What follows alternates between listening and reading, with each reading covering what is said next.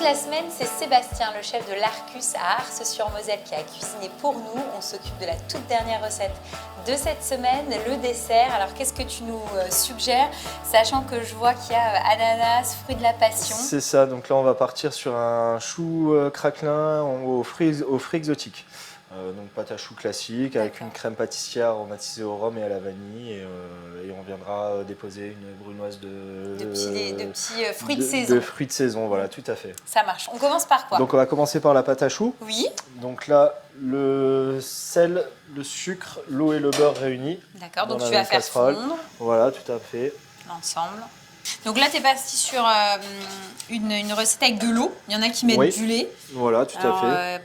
Pourquoi en tout cas, toi, tu utilises de l'eau et pas de lait. Il Il y a deux écoles. Après, on la préfère avec de l'eau. C'est aussi bien au niveau de la texture, je la trouve plus facile à travailler. Donc voilà, on reste sur de l'eau simplement. D'accord, oui, ça fonctionne aussi. Hein, comme tu l'as très justement dit, il y a deux écoles. Donc, Voilà, tout à fait. Voilà, donc là, on voit bien que le beurre est bien fondu. Oui. Donc là, on va pouvoir ajouter notre farine en une fois. Donc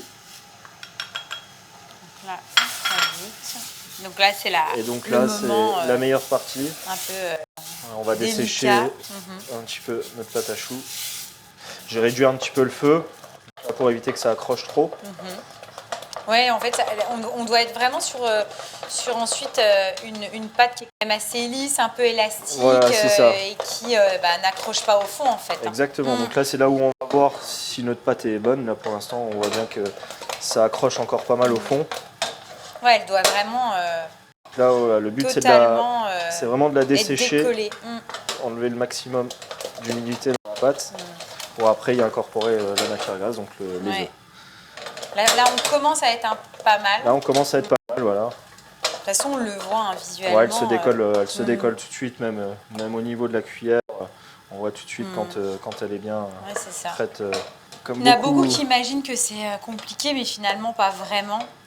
Non, après voilà, il faut respecter les recettes et puis bien les étapes au fur et à mesure. Donc là on commence à être pas mal. Encore un petit peu. Donc là on est bon. Là c'est bien, donc hop. Donc là tout de suite on va la débarrasser au robot. Après. Hop. Donc là, dans le robot, tu vas commencer à la travailler. Donc là, on va la travailler, juste pour la refroidir un petit peu. Oui. Donc pour pas coaguler l'œuf au moment où on va l'incorporer. Et ensuite, tu vas rajouter. Et donc ensuite, on va rajouter nos œufs.